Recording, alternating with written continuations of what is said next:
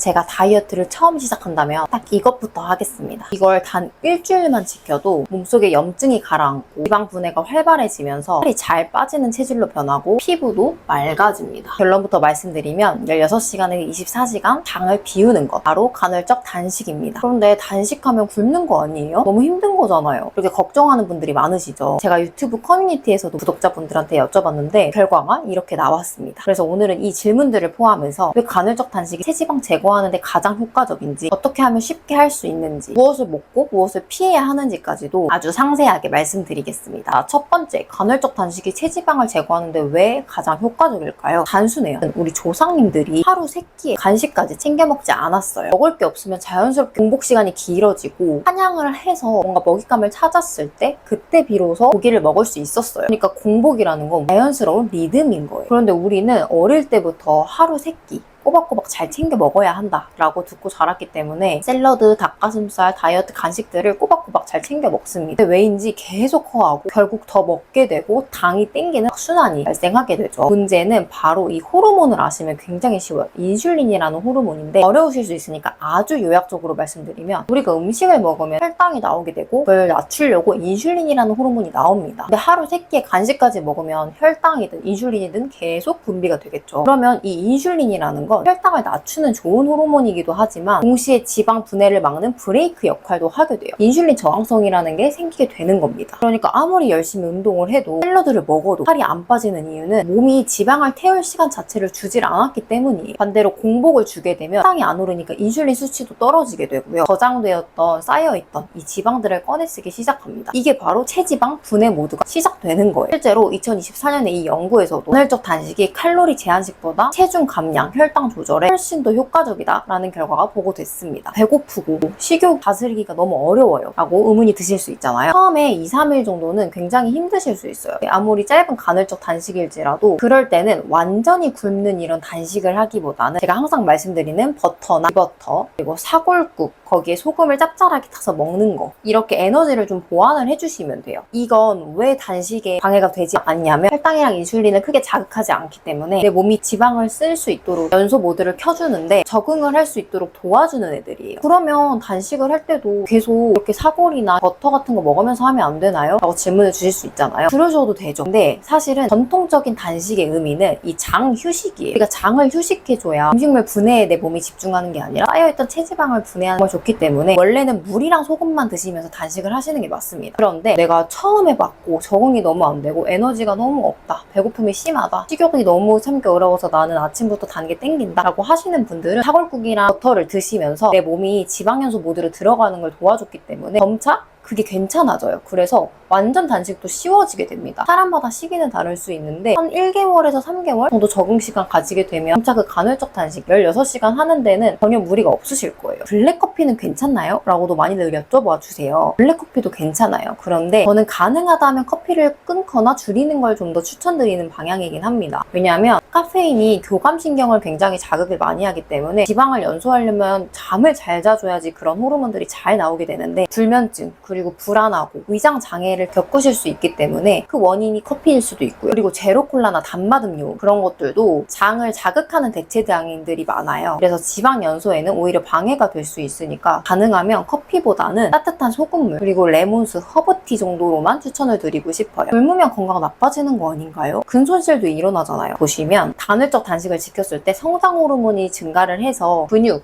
보호에 오히려 도움이 되고 오토파지라는 게 활성화가 돼요. 그래서 이 오토파지라는 건 염증이 제거되고 세포 회복을 도와주는 그런 현상이거든요. 그런 게 활성화되기 시작합니다. 근데 보통 오토파지는 24시간 이상부터 제대로 일어나기 시작하긴 해요. 그런데 16시간에서 18시간 간헐적 단식을 시작을 해보시면서 점점 지방연소 모드를 켜가시는 걸 적응을 해나가셔야 4시간 단식이 아주 수월해지시는 거예요. 그러면 어떻게 시작하면 좋을까요? 16시간 공복을 시작을 해보세요. 어떻게 보면 정말 단순해요. 저녁을 7시에 먹고 다음날 아침 11시나 12시에 식사를 하시면 되는 겁니다. 저는 아침에 일을 나가기 때문에 아침에 식사를 하는 게 더 좋은데요? 라고 하시는 분들은 저녁을 드시지 마시고 아침을 드시면 됩니다. 그렇게 16시간 공복을 지킬 수 있는 시간을 유연하게 각자 상황에 맞춰서 지켜서 해주시면 금방 지키실 수 있을 거예요. 어려우신 분들은 아까 제가 말씀드린 버터 사골국으로 시작을 해보시면 됩니다. 정리하자면 간헐적 단식은 단순하게 굶는 걸 말하는 게 아니라 몸이 원래 리듬을 회복을 회복을 하면서 호르몬 균형을 회복하는 가장 효과적인 방법이라고 말씀드리고 싶어요. 운동을 억지로 하지 않아도 요요 없이 살이 빠지는 경험을 하실 수 있다는 거예요. 딱 일주일만 지금부터 시작을 해보세요. 이 집중력도 살이 빠지는 속도도 다르다는 걸 체감하실 수 있으실 겁니다. 물론 이런 단식 같은 경우에는 당뇨가 있으시거나 임산부이시거나 청소년이거나 여성 질환자분들은 반드시 전문가의 상담을 받으시고 시작을 하시는 걸 추천드립니다. 또 처음에 다이어트를 여러 가지 해보다가 간헐적 단식?